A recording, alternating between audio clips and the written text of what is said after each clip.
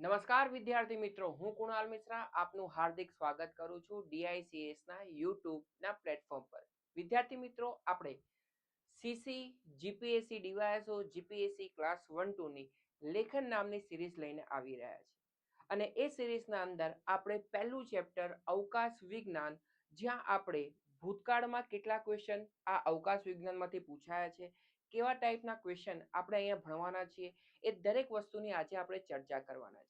તો ડીઆઈસીએસ ના પ્લેટફોર્મ પર હું કુણાલ મિશ્રા આપનું હાર્દિક સ્વાગત કરું છું. અને આ સેશન તદ્દન ફ્રી હશે. સેશન પૂરું થશે ત્યારે હું તમને એક ક્વેશ્ચન જે પણ સેશનમાં ચાલ્યું છે એનો લખવા માટે એક ક્વેશ્ચન પણ આપીશ. તમને એ ક્વેશ્ચન ટેલિગ્રામમાં મળી જશે. તમે ત્યાંથી એ પીડીએફ ડાઉનલોડ કરીને એ પીડીએફમાં ક્વેશ્ચન લખીને અમારા ડીઆઈસીએસ ગાંધીનગર તથા અમદાવાદના પ્લેટફોર્મ પર એ ક્વેશ્ચન તમે મોકલી આપશો તો એનું સારી રીતે અમે ચેક પણ કરી આપશું, એવેલ્યુએશન પણ કરીને આપીશું. તો ચલો વિદ્યાર્થી મિત્રો, વાત કરીએ આપણે અવકાશ વિજ્ઞાનની. તો તમે જ્યારે જીપીએસસી નો સિલેબસ જોવો છો, તમે જીપીએસસી જોઈ લો, તમે ડીવાયએસઓ નો સિલેબસ જોઈ લો, તમે એસટીઆઈ નો સિલેબસ જોઈ લો, તમે ક્લાસ 1-2 નો સિલેબસ જોઈ લો, તમે આ બધા સિલેબસ જોશો. ઇવન તમે તમારી એક્ઝામમાં સીસીએ ગ્રુપ એ નું સિલેબસ જો કે સીસીએ ગ્રુપ બી નું જો, અથવા આવનારી સમયના અંદર પીએસઆઈ અને એએસઆઈ નો પણ સિલેબસ તમે જોશો, તો તમને અવકાશ વિજ્ઞાનના અમુક ટોપિક જે તમારે નિશ્ચિતપણે કરવાના છે. કયા ટોપિક? તો અવકાશ વિજ્ઞાનના અમુક ટોપિકમાં અવકાશ વિજ્ઞાનનો સામાન્ય પરિચય, અવકાશ ક્ષેત્રે ભારતીય વૈજ્ઞાનિકોનો ફાળો, આ જે અમુક ટોપિક છે એની અમે તમને પીડીએફ આપી દઈશું. ત્યાં સમજાવવાનું કશું જ નથી. જેમ કે હોમી ભાભર છે, સતીશ ધવન સેન્ટર, બરાબર. તો આ તમારે યાદ કરવાનું છે, જસ્ટ ઇન્ફોર્મેશન લેવાની છે. એટલે આ જે અમુક ટોપિક છે એ ટોપિક, બરાબર, એ અમે તમને પીડીએફ સ્વરૂપે પ્રોવાઈડ કરી દઈશું. વાત કરીએ આગળ ભારતીય અંતરિક્ષ કાર્યક્રમની ઉત્ક્રાંતિ, પૃથ્વીની વિવિધ કક્ષાઓ. આપણું ચેપ્ટર અહીંયા ઉત્ક્રાંતિ અને વિવિધ કક્ષાઓથી ચાલુ થવામાં આવશે.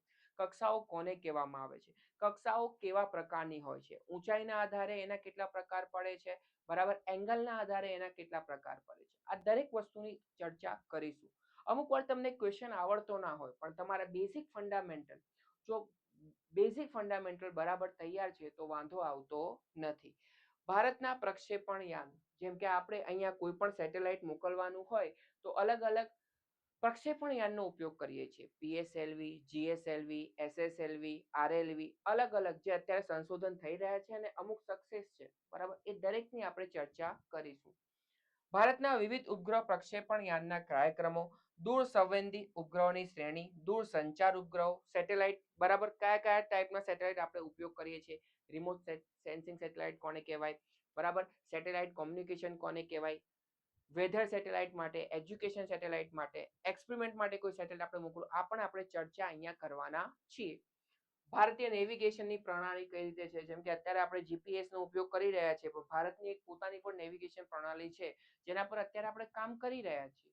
ભારતના પ્રયોગ સંરક્ષણ માટે, ડીઆરડીઓ માટે, સંરક્ષણ માટે, એજ્યુકેશન માટે જે ઉપગ્રહો આપણે લોન્ચ કર્યા છે અને ભવિષ્યમાં આગળ કરવાના છીએ એની પણ આપણે ચર્ચા કરીશું.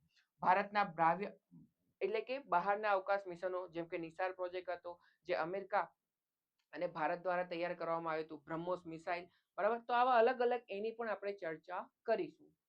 ભારતમાં અવકાશ ક્ષેત્રે ભવિષ્યના કાર્યક્રમો, જે ભવિષ્યમાં, કારણ કે તમારું જે ત્યારે તમે મેન્સનો સિલેબસ જોશો વિદ્યાર્થી મિત્રો, ત્યારે એના અંદર લખ્યું છે ભારતનું અંતરિક્ષ કાર્યક્રમ ભૂતકાળ, ભવિષ્ય અને વર્તમાન માટે.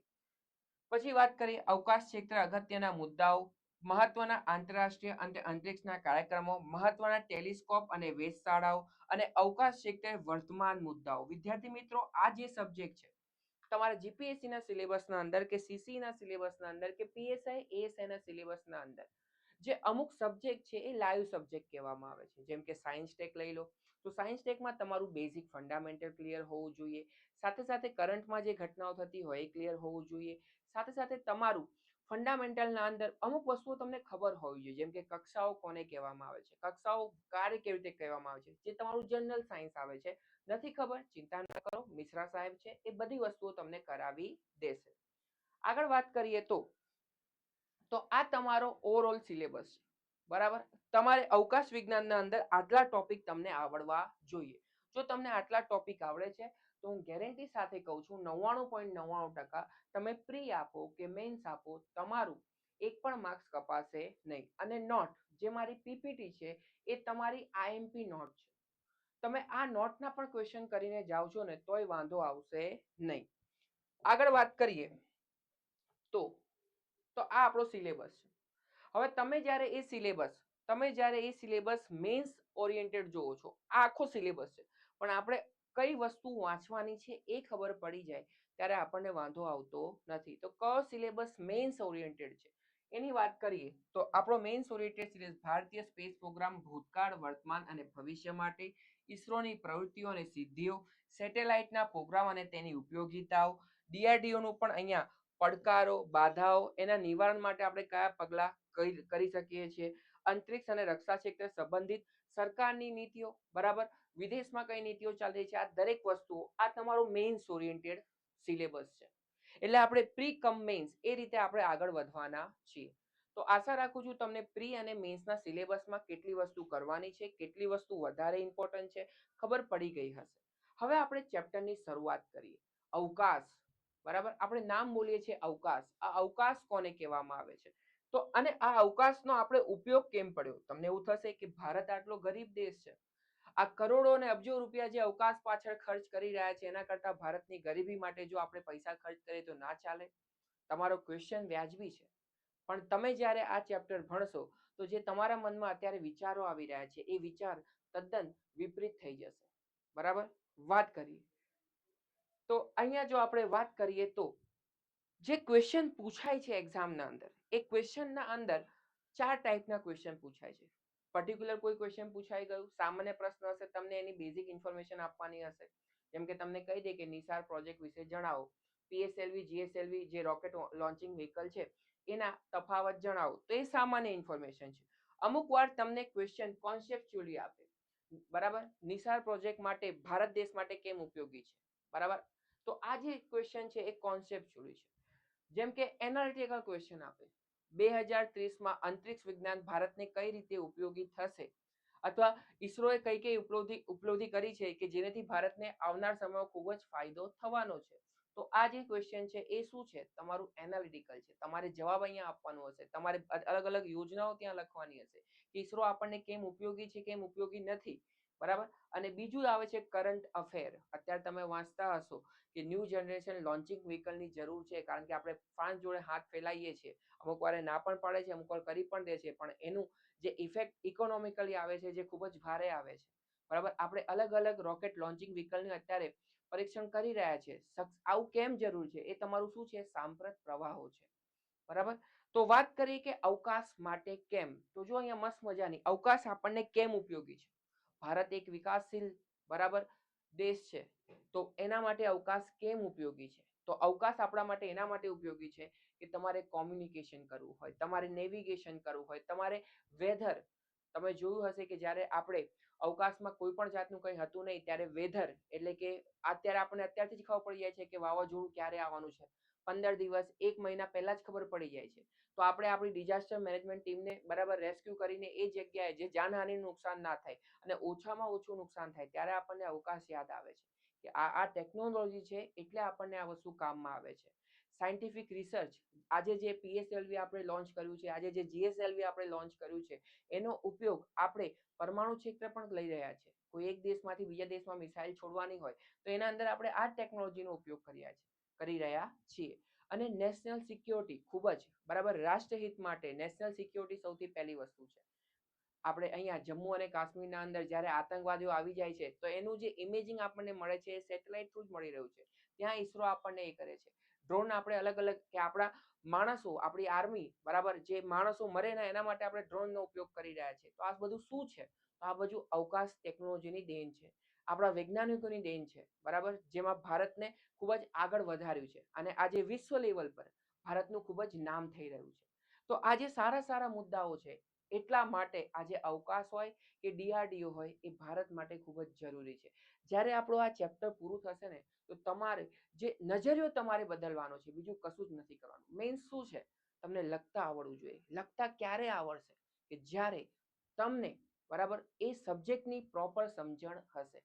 તો વાત કરીએ કે અવકાશ આપણને કેમ ઉપયોગી છે, તો આપણને ખબર છે કે સમકાલીન વિશ્વમાં કે આજનું જે રીતે જઈ રહ્યું છે એ વિશ્વના અંદર સ્પેસ ટેકનોલોજી કોમ્યુનિકેશન માટે, નેવિગેશન માટે, વેધર માટે, મોનિટરિંગ કરવા માટે, વૈજ્ઞાનિક સંશોધન માટે, રાષ્ટ્રીય સુરક્ષા માટે આ અવકાશ ટેકનોલોજી ખૂબ જ ઉપયોગી છે.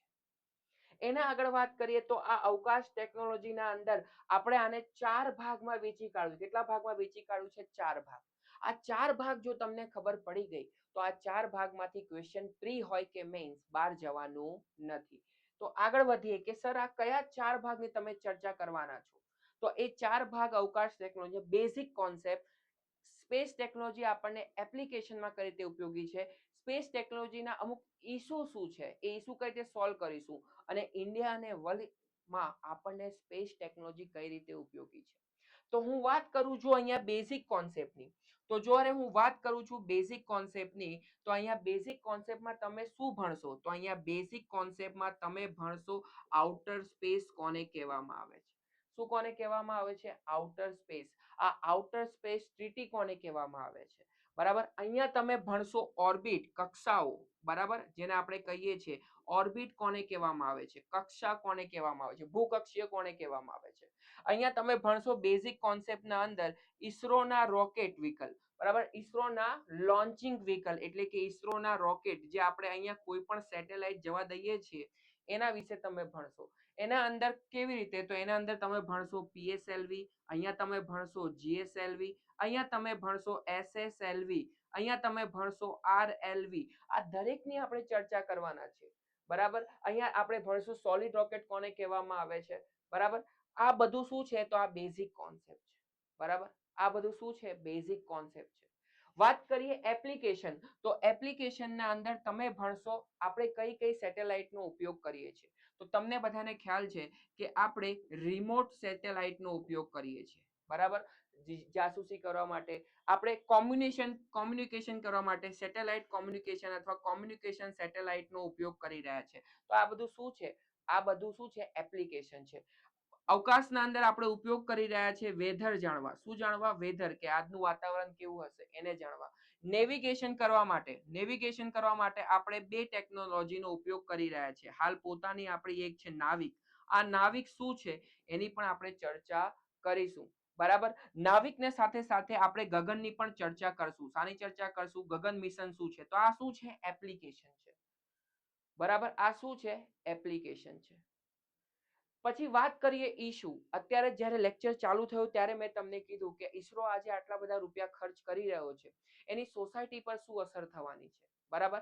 તો આજે અહીંયા ભણશું તો આપણે અહીંયા ભણશું કે આનું ઇમ્પોર્ટન્સ શું છે, આનું ઇમ્પોર્ટન્સ શું છે. બરાબર. સાથે ને સાથે શાનું ઇમ્પોર્ટન્ટ? તો સાયન્સ ટેકને લીધે આપણું ઇમ્પોર્ટન્સ શું છે, સાયન્સ ટેકના લીધે શામાં ઇમ્પોર્ટન્સ શું છે, તો સોસાયટીમાં ઇમ્પોર્ટન્સ શું છે. બરાબર. આનું એજ્યુકેશનમાં ઇમ્પોર્ટન્સ શું છે. આ દરેકની વસ્તુ આપણે શામાં કરશું? ઇસ્યુમાં ચર્ચા કરીશું. આનું ડિફેન્સના અંદર, આના અંદર ડિફેન્સના અંદર આપણને કઈ રીતે આ ઉપયોગી થશે. આ વાત કરીએ તો ઇમ્પોર્ટન્ટ સાયન્સ ટેક સોસાયટી માટે, એજ્યુકેશન માટે, ડિફેન્સ માટે, અને સાથે ને સાથે આ બધું જ આપણે કરી રહ્યા છે. તો ક્યાંક ને ક્યાંક આપણે સ્પેસ પોલ્યુશન, જે આજનો સૌથી અઘરામાં અઘરો ગણાતો ક્વેશ્ચન, આજે આખા વિશ્વ માટે પડકાર સ્વરૂપ થયું છે સ્પેસ પોલ્યુશન, જેને સ્પેસ ડેબ્રિસ પણ તરીકે ઓળખવામાં આવે છે. આજે વિશ્વના અંદર બધા જ પોતાનું રોકેટ નાખી રહ્યા છે અને ક્યાંક આજુબાજુ વિશ્વની કચરો ફેલાઈ રહ્યો છે. તો આ પોલ્યુશનને નિવારણ માટે શું પગલાં લેવામાં આવશે? શું આપણે એક તરફ, બરાબર, અંધકારમય તો નથી જઈ રહ્યા કંઈક આજનું જીવન સફળ કરવા માટે? તો આ દરેક વસ્તુની આપણે ચર્ચા કરીશું. અને વાત કરીએ ઇન્ડિયા અને વર્લ્ડના અંદર, તો ઇન્ડિયા અને વર્લ્ડના અંદર ઈસરો કયા પોઝિશન પર છે. બરાબર. ઈસરો કયા પોઝિશન પર છે. વાત કરીએ વર્લ્ડના અંદર, બરાબર, રશિયા શું કરી રહ્યું છે, અમેરિકા શું કરી રહ્યું છે, ચાઇના શું કરી રહ્યું છે, એના જોડે આપણા સ્પેસના રિલેશન કેવા છે. બરાબર. એના જોડે આપણી સ્પેસ ડિપ્લોમસી કેવી છે, આ ચર્ચા કરીશું. તો અવકાશ વિજ્ઞાનના અંદર જો આપણે ભણી રહ્યા છીએ તો તમને આટલી વસ્તુ ડિટેલમાં 4 ભાગમાં વેચી કાઢશો તો તમને આટલી વસ્તુ ખબર હોવી જોઈએ. જો તમને આટલી વસ્તુ ખબર છે તો તમને વાંધો આવશે નહીં. તો આપણે ચાલુ કરીએ છીએ આઉટર સ્પેસ, એટલે કે પહેલા આપણે બેઝિક કોન્સેપ્ટ ભણીશું.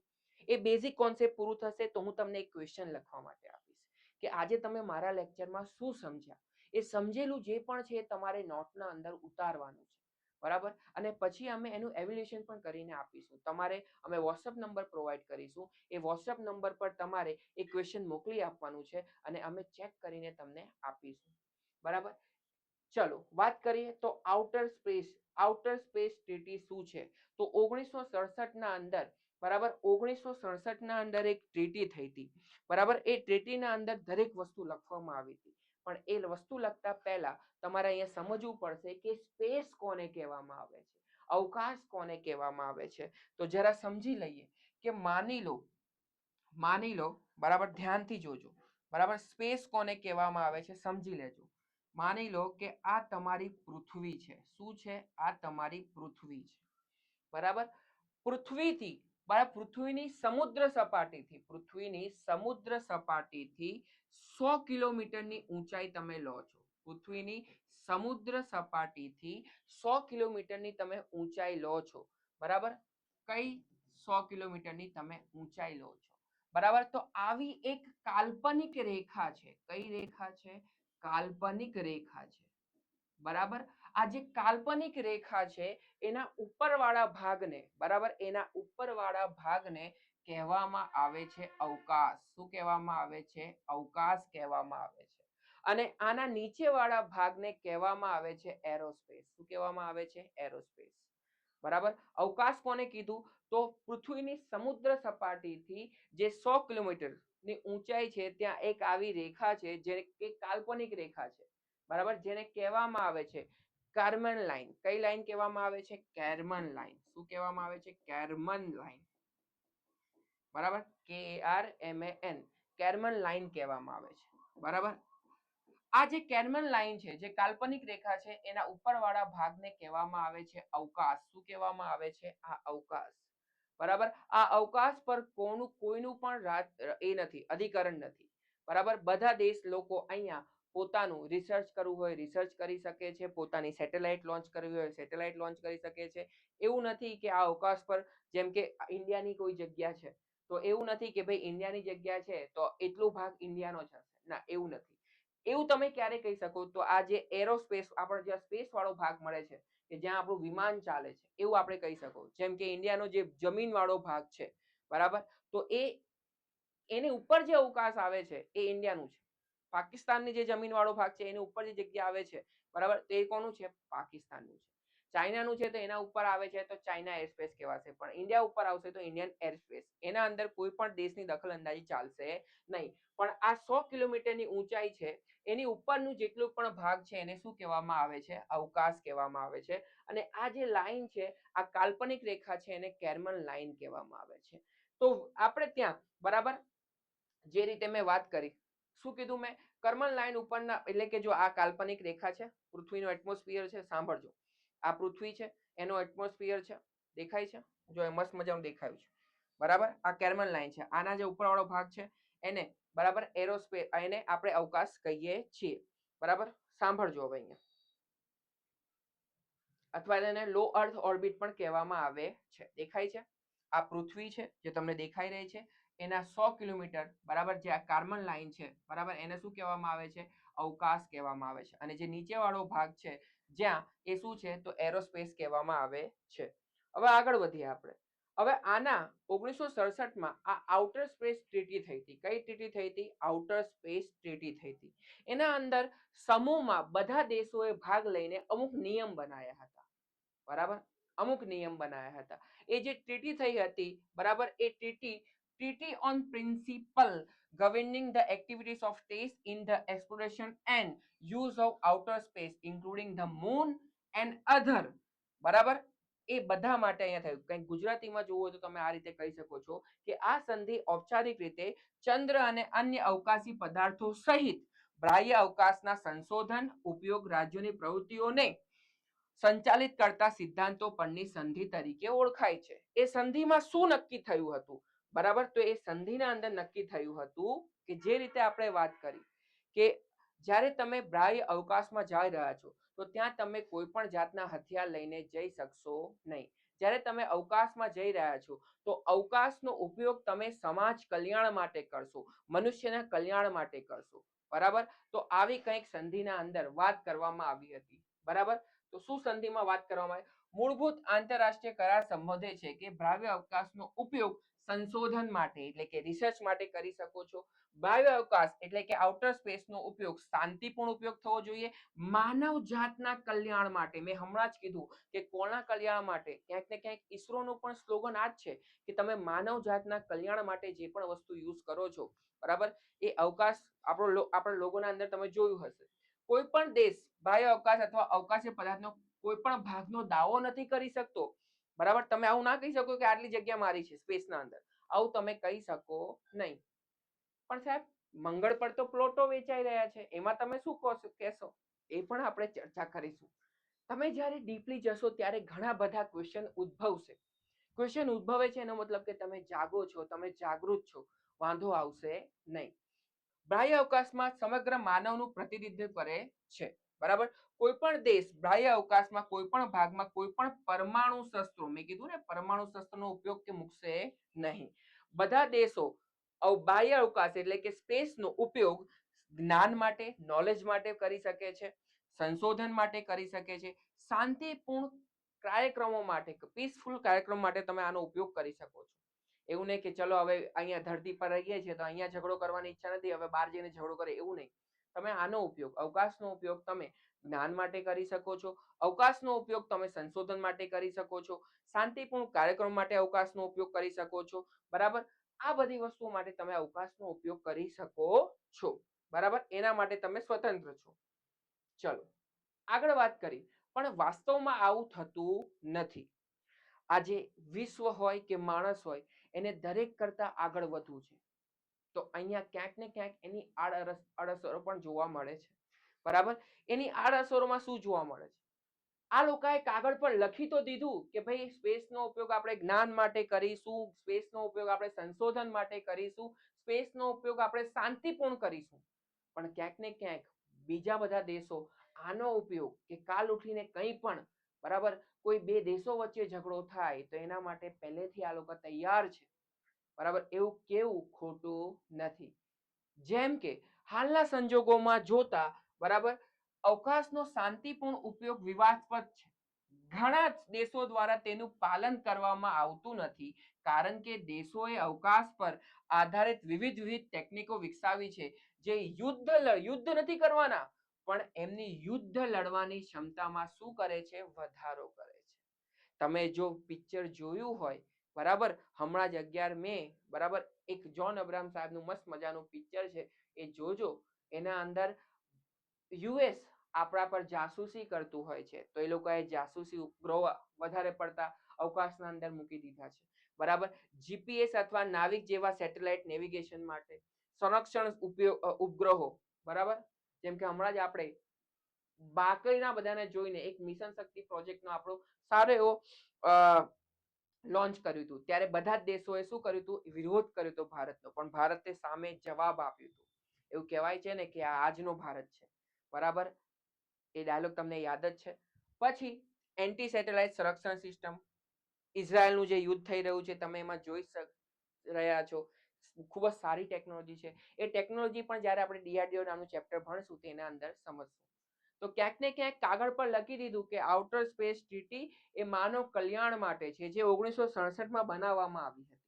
પણ એ માનવ કલ્યાણ તો કરે જ છે, પણ અમુક મહત્વકાંક્ષી દેશો, બરાબર, એ કાગળ પર જ લખેલું છે, એ જાસૂસ માટે, નાવિક જેવી સિસ્ટમ માટે, સંરક્ષણ ઉપગ્રહો માટે, એન્ટી સેટેલાઇટ, બરાબર, આ બધી માટે પણ ઉપયોગ કરી રહ્યા છે, જે યુદ્ધ નથી કરી રહ્યું, પણ યુદ્ધ લડવાની જ્યારે પણ ક્ષમતા હશે એમાં શું કરશે? વધારો કરશે. તો વિદ્યાર્થી મિત્રો, આ ટ્રીટી અને આટલા વિશે તમે જાણો. ક્યારે તમારે પ્રસ્તાવના બાંધવી હોય, બરાબર, તમને પૂછે ત્યારે તમે આ બધી વસ્તુઓ લખી શકો છો. આ જે નોટ છે એ નોટનો પણ તમે ઉપયોગ કરી શકો છો. ખૂબ જ સારી છે, તમે સ્ક્રીનશોટ પણ પાડી શકો છો. આગળ વાત કરીએ આપણે, તો હવે આપણે ભણવાના છે ઈસરોની કક્ષા. કક્ષા કોને કહેવામાં આવે છે? બરાબર, તો ચલો ભણીએ. કારણ કે કક્ષા ખબર પડશે પછી આપણે અલગ અલગ કક્ષામાં એ ઉપગ્રહ આપણે લોન્ચ કરાવીશું. તો વાત કરીએ ભ્રમણ કક્ષા અથવા કક્ષા. બરાબર, તો તે ગ્રહ અથવા અવકાશી પદાર્થ ની આસપાસનો ગોળાકાર અથવા લંબ ગોળાકાર માર્ગ કે જ્યાં ઉપગ્રહો અને અવકાશયાન મૂકવામાં આવે છે. બરાબર.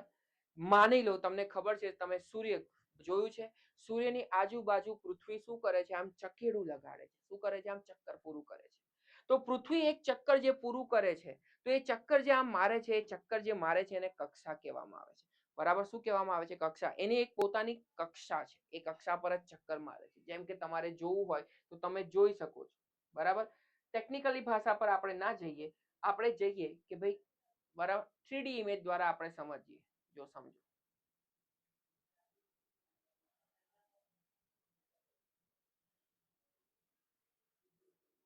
જો દેખાય છે, આ સેન્ટરમાં સૂર્ય છે અને પૃથ્વી આ શું કરે છે? આ ચક્કર લગાડે છે.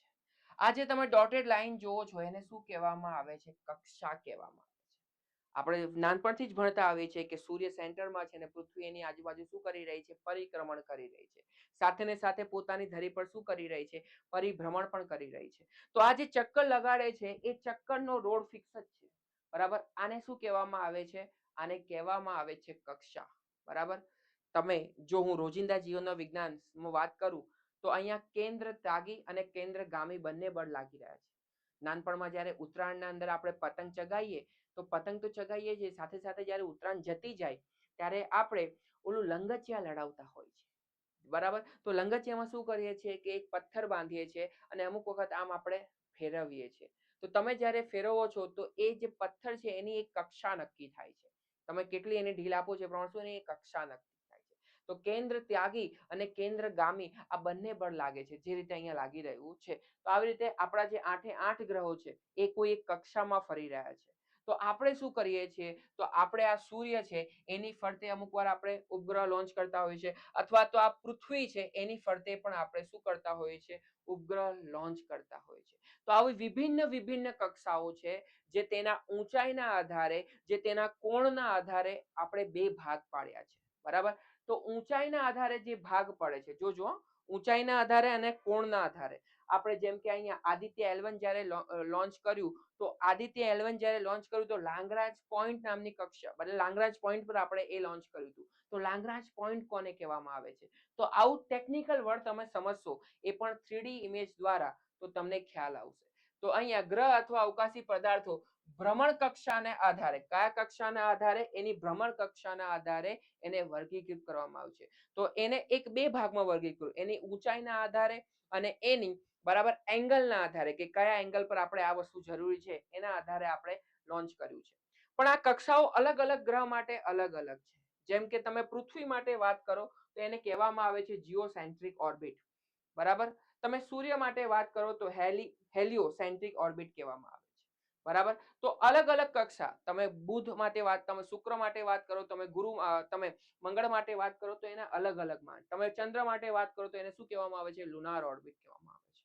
બરાબર. જે અહીંયા મેં લખ્યું છે, જો અહીંયા જો સાંભળો, ભૂકેન્દ્રીય ભ્રમણ કક્ષા તે પૃથ્વીની ફરતે એક ભ્રમણ કક્ષા છે જ્યાં કોઈ પદાર્થ સામાન્ય રીતે ઉપગ્રહ પૃથ્વીના સમૂહના કેન્દ્રની આસપાસ ફરે છે. પૃથ્વીની આજુબાજુ તમે ફરો તો એને જીઓસેન્ટ્રિક ઓર્બિટ કહેવામાં આવે છે. સૂર્ય કેન્દ્રી, બરાબર, તો સૂર્યની ફરતે ભ્રમણ કક્ષા છે. ચંદ્રની ભ્રમણ કક્ષા, તો ચંદ્રની આસપાસ તમે કોઈ પણ તમારું સેટેલાઇટ લોન્ચ કરો છો.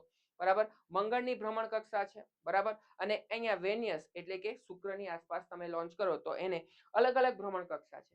તો આ ભ્રમણ કક્ષામાં પણ પાઠ પડે છે. આ ભ્રમણ કક્ષામાં પણ તમને શું જોવા મળશે? પાઠ પડતું જોવા મળશે. કયા બે સિદ્ધાંતના આધારે?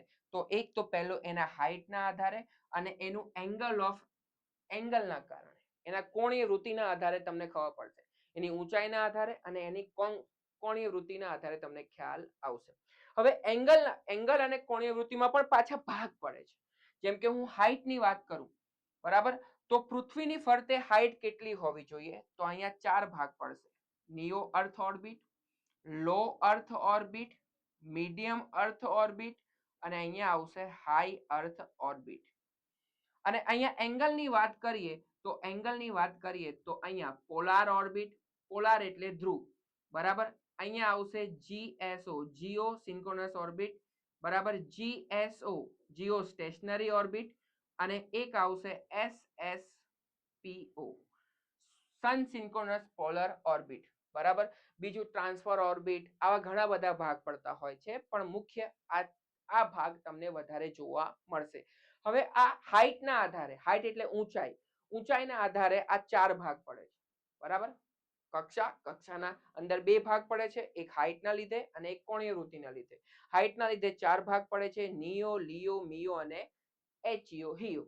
બરાબર. તો નિયોની રેન્જ કેટલી હશે? તો નિયોની રેન્જ છે ને પૃથ્વીથી 200 કિલોમીટરની ઊંચાઈએ આ કોણ હશે? નિયો હશે. અહીંયા તમે જાસૂસી માટે અથવા તો સિમ્પલ પરીક્ષણ માટેના ઉપગ્રહો લોન્ચ કરી શકો છો. લિયો તો અહીંયા 200 કિલોમીટરથી લઈને 20,000 કિલોમીટર સુધીના ઊંચાઈને શું કહેવામાં આવે છે? લિયો કહેવામાં આવે છે. મિયોની વાત કરીએ તો 20,000 ઉપર કિલોમીટરને શું કહેવામાં આવે છે? મિયો. અને 36,000 કિલોમીટર જે હોય એને શું કહેવામાં આવે છે? હાઈ અર્થ ઓર્બિટ કહેવામાં આવે છે.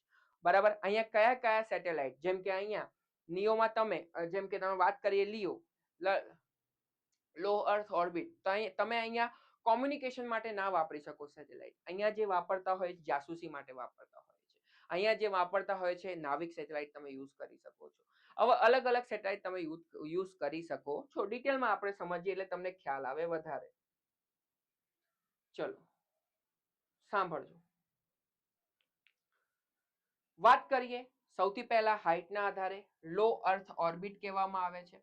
આ લો અર્થ ઓર્બિટ 200 થી 200 કિલોમીટર સુધીના રેન્જને શું કહેવામાં, 200 થી 2000 કિલોમીટર રેન્જને શું કહેવામાં આવે છે? લો અર્થ ઓર્બિટ કહેવામાં આવે છે. પણ લો અર્થ ઓર્બિટ સમજતા પહેલા આપણે નિયોથી ચાલુ કરીએ. નિયો એટલે નિયર અર્થ ઓર્બિટ. 200 કિલોમીટર પૃથ્વીની સપાટીથી શું કહેવામાં આવે છે? નિયો કહેવામાં આવે છે. 200 થી જ્યારે વધારે જાય છે, 200 થી લઈને 2000, તો શું કહેવામાં આવે છે? રિમોટ સેન્સિંગ સેટેલાઇટ કહેવામાં આવે છે. બરાબર. વાત કરીએ મિડલ અર્થ ઓર્બિટ, તો 2000 થી લઈને 20,000 કિલોમીટર સુધીના સેટેલાઇટને શું કહેવામાં આવે છે? બરાબર. મીડિયમ અર્થ ઓર્બિટ. આનો ઉપયોગ ક્યાં થાય છે? તો જીપીએસ અને નાવિક જેવી સિસ્ટમમાં આનો ઉપયોગ થાય છે. હાઈટ અર્થ ઓર્બિટ, બરાબર, અપ ટુ 36,000 કોમ્યુનિકેશન માટે અને વેધર માટે જે સેટેલાઇટનો ઉપયોગ કરવામાં આવે છે. આ જે ભાગ પડી રહ્યા છે એ ઊંચાઈના આધારે પડી રહ્યા છે. The basic of the height. બરાબર. ક્લિયર? ચલો. હાઈટના આધારે ચાર ભાગ પાડ્યા આપણે. એ ચાર ભાગ તમને અહીંયા ક્યાંક જોવા મળે. ચલો, જો અહીંયા જે મેં તમને કીધું, હાઈટના આધારે એના અલગ અલગ ભાગ પડે છે. પણ વાત કરીએ આપણે કોણીય વૃત્તિના આધારે, એંગલ ઓફ ઇન્ક્લિનેશનના આધારે. કોણીય વૃત્તિના આધારે પણ આના ચાર ભાગ પડે છે. મુખ્ય ચાર ભાગ પડે છે. એના અંદર પણ ઘણા બધા ભાગ પડતા હોય છે. મુખ્ય ચાર ભાગ, તો સૌથી પહેલો જે ભાગ આવે છે પોલર ઓર્બિટ, જેને કહેવામાં આવે છે ધ્રુવ, ઉત્તર અને દક્ષિણ. તમારી સેટેલાઇટ આમ આમ ફરતી હોય, માની લો કે બરાબર આ તમારું પૃથ્વી છે, એની આજુબાજુ આમ ફરતી હોય. બરાબર. તો એને કઈ ઓર્બિટ કહેવાય? પોલર ઓર્બિટ કહેવામાં આવે છે. જીઓ સ્ટેશનરી ઓર્બિટ, કોમ્યુનિકેશન કરવા માટે. બરાબર. અહીંયા આપણે આનો ઉપયોગ કરતા હોઈએ છીએ. જો અહીંયા લખ્યું છે, આના શા માટે થાય છે? તો રિમોટ સેન્સિંગ સેટેલાઇટ માટે. કયા લોન્ચિંગ વ્હીકલનો ઉપયોગ કરીએ છીએ? પીએસએલવી નો ઉપયોગ કરીએ છીએ. જીઓ સ્ટેશનરી ઓર્બિટ તો શાના માટે થાય છે? કોમ્યુનિકેશન કરવા માટે, નેવિગેશન માટે, વેધર કોમ્યુનિકેશન કરવા માટે. શાનો ઉપયોગ થાય છે? જીએસએલવી. જીઓ સન સિન્ક્રોનસ ઓર્બિટ, એટલે આ કેવું હશે કે માની લો કે તમારી પૃથ્વી છે. શું છે? પૃથ્વી છે. તો પૃથ્વીની ફરતે ફરતે આમ ફરશે 0 ડિગ્રીએ, એકદમ વિષુવવૃત્ત જોડે. જેમ કે આ મારી નાક છે, બરાબર, અને આ મારું શું છે? ઉપગ્રહ છે. તો આમ ફરશે.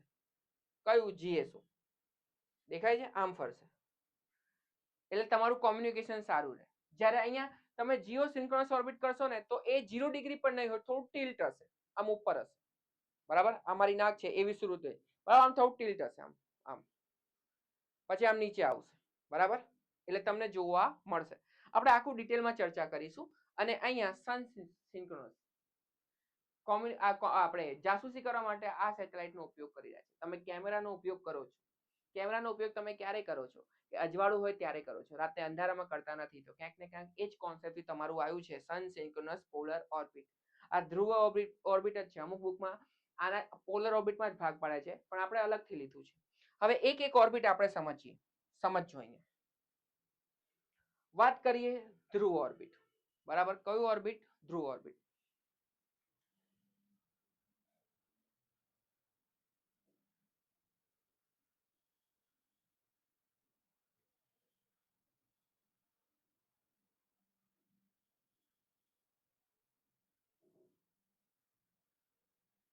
સમજવું.